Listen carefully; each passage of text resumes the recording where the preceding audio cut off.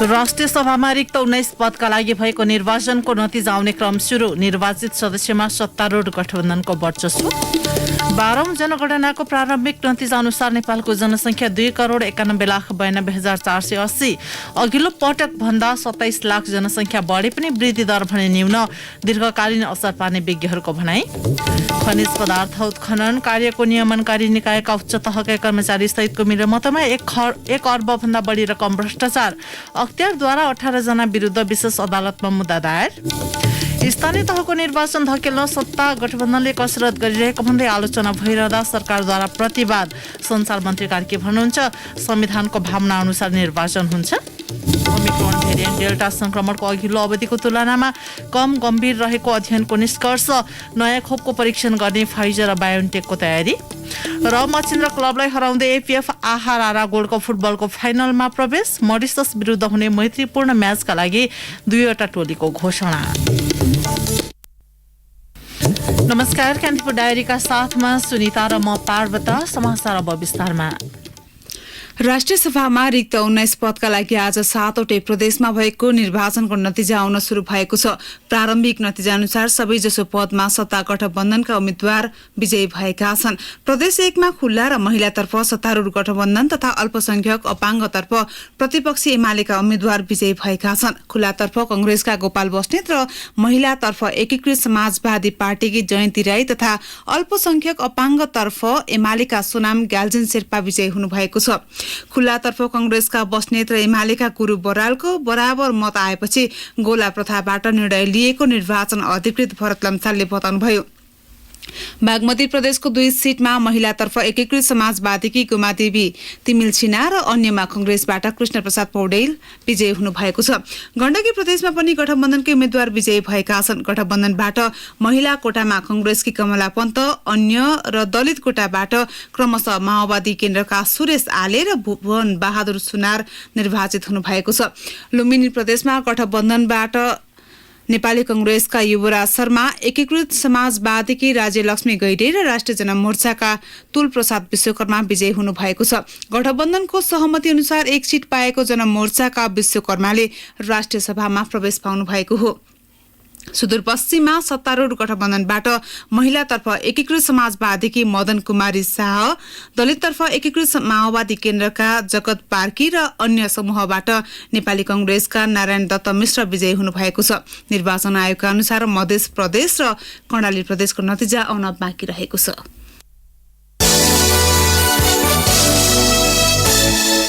अब कान्तिपुर सविस्तार। कान्तिपुर सविस्तार। 12औं जनगणनाको प्रारम्भिक नतिजा अनुसार नेपालको जनसङ्ख्या 2,91,92,480 पुगेको छ। केन्द्रीय तथ्याङ्क विभागले सार्वजनिक गरेको नतिजा अनुसार कुल जनसङ्ख्या भन्दै नेपालमा पुरुषभन्दा महिलाको जनसङ्ख्या 6 लाख भन्दा बढी छ। 10 वर्ष अघिको गणनाभन्दा झण्डै 27 लाख जनसङ्ख्या बढे पनि नेपालमा जनसङ्ख्या वृद्धि दर भने 0.93% देखिएको छ। वैदेशिक रोजगारी, आप्रवासन तथा पारिवारिक संरचनामा भएको फेरबदल लगायत कारणले जनसङ्ख्या वृद्धि दर कम भएको विज्ञहरूले बताएका छन्। उनीहरूको अनुसार जनसङ्ख्या वृद्धि कम हुनुको प्रभाव तत्काल नदेखिए पनि दीर्घकालमा पर्ने ठानिएको छ। गत कार्तिक 25 गतेदेखि मंगिर 9 गतेसम्म गरिएको गणनाको प्रारम्भिक नतिजा अनुसार नेपालमा महिलाको संख्या 1,49,01,169 तथा पुरुषको संख्या 1,42,91,311 पुगेको हो। 2068 सालको तुलनामा हालको जनसंख्या 10.69% वृद्धि भएको केन्द्रीय तथ्याङ्क विभागले जनाएको छ। बुधबार सार्वजनिक गरिएको जनसंख्याको प्रारम्भिक नतिजा अनुसार हिमाली तथा पहाडी क्षेत्रमा जनसंख्या घट्दो क्रममा छ भने तराई क्षेत्रमा जनसंख्या बढ्दै गएको छ। अघिल्लो पटकको जनगणनामा तराई क्षेत्रमा कुल जनसंख्याको 50.27% मानिस रहेकोमा यो पटक 53.66% पुगेको छ भने पहाडी क्षेत्रमा 40.25 र हिमाली क्षेत्रमा 6.09% जनसंख्या छ। संघीय संरचनामा गएपछि पहिलो पटक गरिएको गणना अनुसार प्रदेशगत रूपमा मध्य प्रदेशमा सबैभन्दा धेरै 61,26,288 तथा कर्णाली प्रदेशमा सबैभन्दा कम 16,94,889 रहेको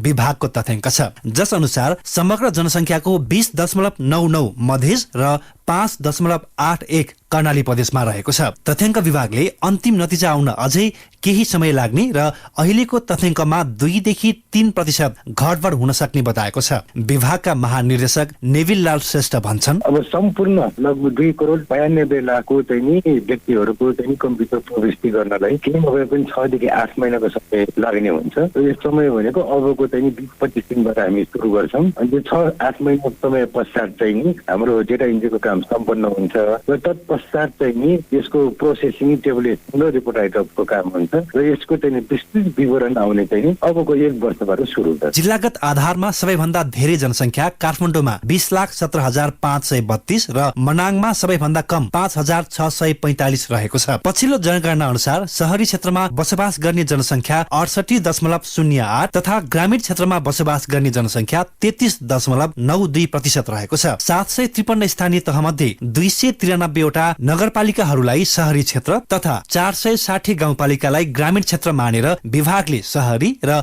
ग्रामीण क्षेत्रका बासिन्दा छुट्याएको हो। 10 वर्षको अन्तरालमा जनसङ्ख्या केही बढे पनि वार्षिक जनसङ्ख्या वृद्धि दर भने 0.93% रहनुलाई जनसङ्ख्याविदहरूले महत्वका साथ हेरेका छन्। जनसङ्ख्या वृद्धि दर घट्नुको कारणबारे जनसङ्ख्याविद प्राध्यापक डाक्टर योगेन्द्र बहादुर गुरुङ भन्छन्, मोड अफ लिभिङमा मान्छेको परिवर्तन आयो, न्युक्लियर फ्यामिलीमा मान्छे बढी इन्ट्रेस्टेड भए, आफूलाई म्यानेज गर्न सक्ने मात्रै बच्चा जन्माउनु स्थितिहरू अहिले सृजना भएको छ। त्यो आदि कारणले गर्दाखेरि वास्तवमा यो घटेको हो र मुख्य कुरो त्यसमा ठुलो कन्ट्रिब्युसन फरेन लेबर माइग्रेसनको पनि छ, किनभने फर्टाइल एजमा बाहिर काम गर्न जान्छन्, त्यसले गर्दाखेरि पनि लामो समयसम्म फ्यामिली सेपरेसन हुन्छ, त्यो पनि एउटा कारण हो। पछिल्लो तथ्याङ्क अनुसार 1% भन्दा कम वार्षिक जनसङ्ख्या वृद्धि दर विक्रम सम्वत 1987 पछिकै सबैभन्दा कम हो। 2068 सालमा वार्षिक जनसङ्ख्या वृद्धि दर 1.35% रहेको थियो। जनसङ्ख्याको वृद्धि दरमा कमी आउँदा तत्काल कुनै असर नदेखिए पनि दीर्घकालमा त्यसको प्रभाव पर्न सक्ने डाक्टर गुरुङको भनाइ छ। दीर्घकालमा गएर चाहिँ के हुन्छ भने 50औं वर्ष लाग्न सक्छ,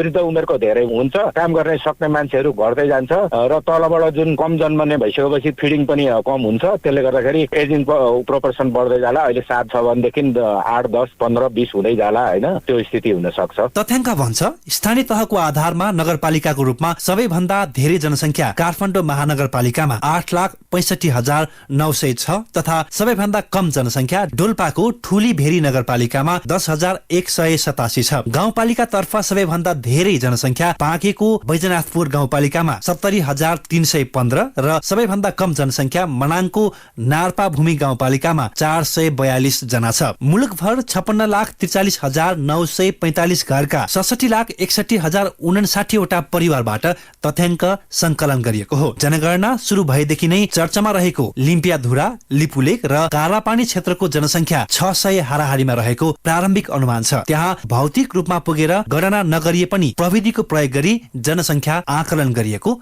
विभागको भनाइ छ। रेडियो कान्तिपुरका लागि रमेश दुलाल। कान्तिपुर सविस्तार।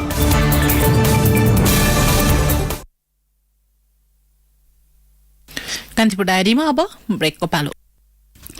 ब्रेकपछि अब बाँकी प्रसंग। खनिज पदार्थ उत्खनन कार्यको नियमनकारी निकाय खानी तथा भूगर्भ विभागका उच्च तहकै कर्मचारीको मिलेमतोमा 1 अर्ब भन्दा बढी रकम भ्रष्टाचार भएको देखिएको छ। खानी सञ्चालकसँग मिलेर विभागका कर्मचारीले प्राकृतिक स्रोत साधन दोहनमा सघाएको अख्तियार दुरुपयोग अनुसन्धान आएको ठहर छ। यसै क्रममा अख्तियारले विभागका महानिर्देशक सहित 18 जना विरुद्ध विशेष अदालतमा भ्रष्टाचार मुद्दा दायर गरेको छ। खनिज पदार्थ उत्खननमा अनियमितता गरेको आरोपमा विभागका महानिर्देशक रामप्रसाद घिमिरे र उपमहानिर्देशक जयराज घिमिरे सहित 18 जना विरुद्ध विशेष अदालतमा मुद्दा दायर गरेको हो। उनीहरूबाट 1 अर्ब 24 करोड 45,26,643 रुपियाँ बिगो माग सहित विशेष अदालतमा मुद्दा दर्ता गरिएको आयोगले जनाएको छ। चुनढुङ्गा उत्खननमा अनियमितता भएको आशंकामा अख्तियारमा ओजुरी परेपछि अनुसन्धान अघि बढेको थियो। आयोगका सहायक प्रवक्ता वेद प्रसाद भण्डारीका अनुसार गैर कानूनी र तोकिएको भन्दा बढी चुनढुङ्गा उत्खनन तथा दोहन गरेको आरोपमा 9 वटा सिमेन्ट उद्योगका सञ्चालक र 9 जना कर्मचारीलाई प्रतिवादी बनाएर मुद्दा दायर गरिएको हो। खानी तथा भूगर्भ विभागबाट 2076 जेठ 14 मा उत्खनन अनुमति दिएपछि विभागका कर्मचारीसँगको मिलेमतोमा खानी दोहन गरी चुनढुङ्गा उत्खनन गरेको पाइएको छ। उत्खनन अनुमति पाएका उद्योगहरूले विभागको निर्देशनको अवज्ञा गर्दै अवैज्ञानिक ढंगले अधिक उत्पादन जारी राखेको चुनढुङ्गाको परिमाण मापक यन्त्र प्रयोग नगरेको तथा तोकिएको शर्त समेत उल्लङ्घन गरेको अख्तियारको दाबी छ। त्यस्तै तोकिएभन्दा बढी अधिक उत्पादन गरी खाने वा खनिज पदार्थको भण्डारमा क्षति पुर्याएको वातावरणीय संरक्षण गर्ने कार्यलाई व्यवस्था गरिएको पाइएको आयोगको ठहर छ। स्थानीय तहको निर्वाचन धकेल्न सत्ता गठबन्धनले कसरत गरिरहेको भन्दै आलोचना बढ़िरहेका बेला सरकारले त्यसको प्रतिवाद गर्दै संविधानको भावना अनुसार तोकिएकै मितिमा निर्वाचन हुने बताएको छ। सरकारका प्रवक्ता एवं सूचना तथा संचार प्रविधि मन्त्री ज्ञानेन्द्र बहादुर कार्कीले संविधानले व्यवस्था गरे अनुसार तीनै तहको निर्वाचन सम्पन्न गर्ने बताउनु भएको छ। मन्त्री परिषद बैठकको निर्णय सार्वजनिक क्रममा मन्त्री कार्कीले संविधानको भावना अनुसार देउवा नेतृत्वको सरकारले मुलुकलाई अघि बढाउने बताउनुभयो। संविधानले व्यवस्था गरे अनुसार नै स्थानीय सरकारको, प्रदेश सरकारको र प्रतिनिधि सभाको हामी निर्वाचन सम्पन्न गर्नेछौं र जनताको जुन सार्वभौमिक अधिकार छ त्यसलाई अक्षुण्ण राख्दै जनताको भावना अनुसार निर्वाचनहरू समयमै सम्पन्न हुने कुरा म फेरि पनि स्पष्ट गर्न चाहन्छु। सिंहदरबारले प्रदान गर्ने सेवा र सुविधा स्थानीय तहमै पुर्याउने संविधानले गरेको परिकल्पना प्रभावकारी बनाउने दिशामा सरकार प्रतिबद्ध रहेको उहाँको भनाइ थियो। स्थानीय निर्वाचनबारे संविधान र ऐनको व्यवस्था बाँचिएकोमा संविधान बमोजिम ऐनलाई संशोधन गरेर निर्वाचन गर्ने तयारीमा रहेको मन्त्री कार्कीको भनाइ छ। संविधान र कानूनमा केही अन्तर्द्वन्द्वहरू देखिएका छन्, त्यसले केही दुविधाहरू ल्याएका छन्। यसमा केही दिन अगाडि सम्माननीय प्रधानमन्त्रीजीकै अध्यक्षतामा बसेको 5 दलीय उच्च राजनीतिक संयन्त्रमा कानूनविदहरूको पनि परामर्श भएको छ। उहाँहरूले पनि संविधान र कानूनसँग बाजिएका हदसम्मका जुन व्यवस्था छ त्यसमा संविधान नै मान्यता प्राप्त हुने स्थापित मान्यता भएको हुनाले संविधान बमोजिम कानूनलाई हामीले मिलाएर अगाडि बढाउने उहाँहरूको सल्लाह छ। यस बारेमा छलफल चलिराखेको छ। यसैबीच सरकारले निर्वाचनको विषयलाई लिएर भ्रम सृजना नगर्न प्रतिपक्ष एमालेलाई आग्रह गरेको छ। मन्त्री कार्कीले निर्वाचनको विषयमा एमालेले राजनीति गर्न खोजेको टिप्पणी गर्नुभयो। हामी मुलुकको आन्तरिक एकतालाई अझ मजबुत बनाएर अगाडि बढ्न चाहन्छौं र प्रमुख प्रतिपक्षी दलले लामो समयदेखि संसद अवरुद्ध गरेको छ। यी सबै कुराहरू संसदमै छलफल हुने विषय हुन्, किनभने यी जनतासँग सम्बन्धित विषयहरू हुन् र यी मात्रै होइन, धेरै अध्यादेशहरू अहिले संसदमा अल्झिराखेको अवस्था छ। संसदलाई प्रभावकारी बनाउने दायित्व प्रमुख प्रतिपक्षी दलको पनि भएको उहाँको भनाइ थियो।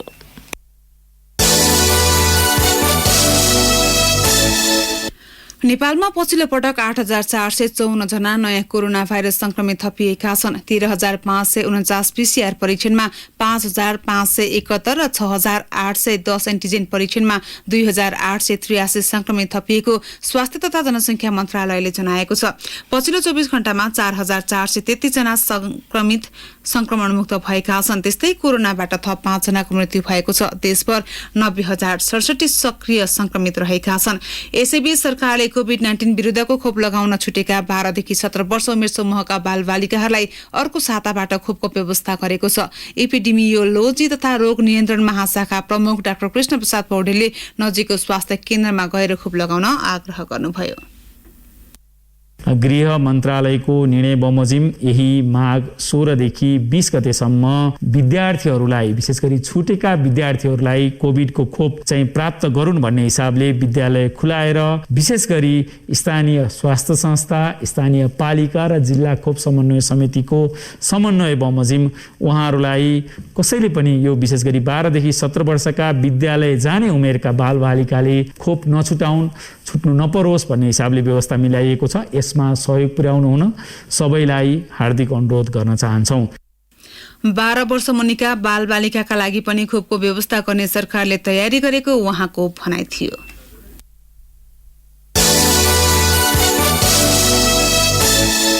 मध्य प्रदेशमा आज भएको निर्वाचनका क्रममा सिके राउत नेतृत्वको जनमत पार्टीले अवरोध सृजना गर्न खोज्दा केही बेर तनाव उत्पन्न भएको छ। सो पार्टीका कार्यकर्ताले जनकपुरमा राष्ट्रिय सभा निर्वाचनमा मतदान गर्न जाँदै गरेका मध्य प्रदेशका सांसद अशोक यादव सवार गाडीमा जनमतका कार्यकर्ताले तोडफोड गरेका छन्। सो क्रममा सांसद यादवको हातमा चोट लागेको छ। यसअघि जनकपुर स्थित मतदान स्थलमा जनमत पार्टीका कार्यकर्ता र प्रहरी बीच झडप भएको थियो। प्रहरीले अश्रु ग्यास प्रहार गरेर भिडलाई तितर-बितर पारेको हाम्रा सहकर्मीले जनाएका छन्। यसैबीच जनमत पार्टीका कार्यकर्ताले जलेश्वर अस्पतालका मेडिकल सुपरिन्टेन्डेन्ट डाक्टर सतीश शाहमाथि समेत आक्रमण गरेका छन्।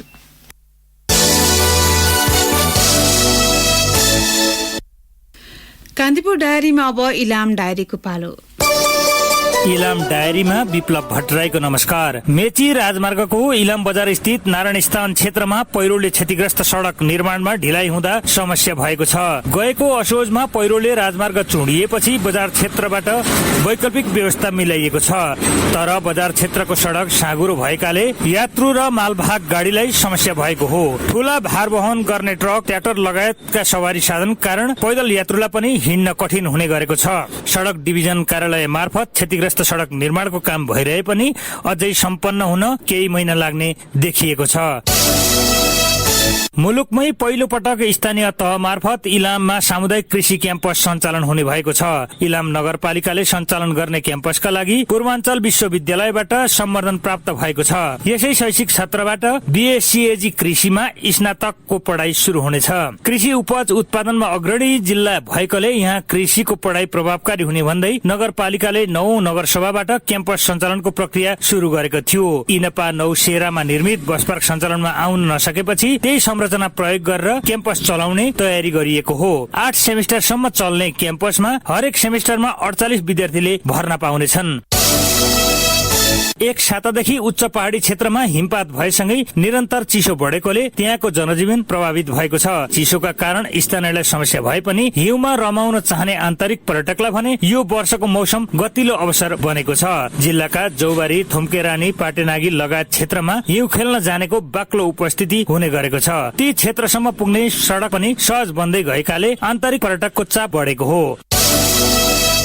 निजी जमिनमा जाने सड़क निर्माण गर्दा इलामको सूर्योदय नगरपालिकाको कन्याममा चिया विकास निगमको जमिन अतिक्रमण गरिएको भन्दै स्थानीय युवाले विरोध जनाएका छन्। सूर्योदय 7 को कन्याममा केही दिन अघि निजी जमिनमा जाने सड़क खन्दा चिया निगमको केही जमिन समेत अतिक्रमण भएको भन्दै स्थानीय युवाले विरोध जनाएका हुन्। कन्याम स्थित निगमको जमिन क्षेत्रबाट गुप्ती गाउँ जाने सड़क निर्माण गरिएको उनीहरूको भनाइ छ।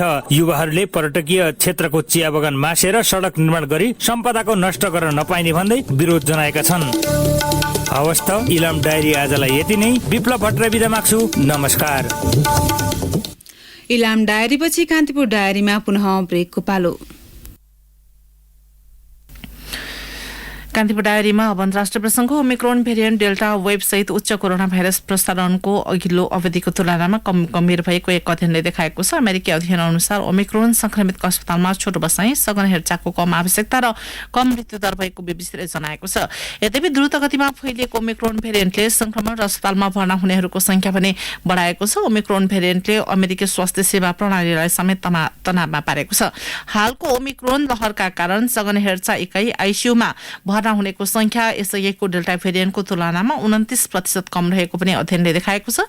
अमेरिकी रोग नियन्त्रण तथा रोकथाम केन्द्रले सार्वजनिक गरेको अध्ययन अनुसार उच्च खोप कभरेज, अतिरिक्त खोप, बुस्टर डोज साथै प्रतिरक्षा सुरक्षाका लागि अपनाएको स्वास्थ्य मापदण्डले ओमिक्रोनको जोखिम कम देखिएको पनि उल्लेख छ। भ्याक्सिन उत्पादक कम्पनी फाइजर र बायोनटेकले ओमिक्रोन भेरिएन्टलाई लक्षित गर्दै नयाँ खोपको परीक्षण गर्ने भएका छन्। बीबीसीका अनुसार ती दुई कम्पनीले खोप नलगाएका व्यक्तिलाई बुस्टर डोज समावेश गर्दै 3वटा भिन्न मात्रा खोप दिएर नयाँ खोपको क्लिनिकल परीक्षण गर्न लागेका हुन्। अमेरिकामा गर्ने तयारी भएको परीक्षणमा 1400 भन्दा बढी वयस्क व्यक्ति सहभागी हुने सम्भावना छ। अमेरिकी कम्पनी मोडर्नाले पनि ओमिक्रोन लक्षित नयाँ खोपको परीक्षणको तयारी गरेको छ। अब खेल प्रसङ्ग। ए डिभिजन लीगको शीर्ष स्थानमा रहेको मच्छिन्द्र क्लबलाई हराउँदै एफएफ क्लब 14 वर्षपछि आहारा गोल्ड कपको फाइनलमा प्रवेश गरेको छ। पहिलो सेमी फाइनलमा आज मच्छिन्द्र 3-1 ले स्तब्ध हुँदा एफएफले 20औं आहारा गोल्ड कपको फाइनल यात्रा तय गरेको हो। यसअघि 2064 मा एफएफ अर्को विभागीय टोली पुलिस क्लबसँग 2-0 ले फाइनलमा पराजित भएको थियो। एफएफको जितमा सनी श्रेष्ठ, प्रदीप लामा र कप्तान नवीन लामाले गोल गरे। मच्छिन्द्रका लागि विदेश खेलाडी ओमोलाजा करिमले गोल गरेका थिए। खेलमा एफएफका प्रदीप लामा प्लेयर अफ द म्याच भए। एफएफले उपाधिका लागि भोलि हुने मोनाङ मर्स्याङदी क्लब र त्रिभुवन आर्मी क्लब बीचको विजेतासँग प्रतिस्पर्धा गर्नुपर्नेछ। फाइनल खेल आगामी शनिबार हुनेछ।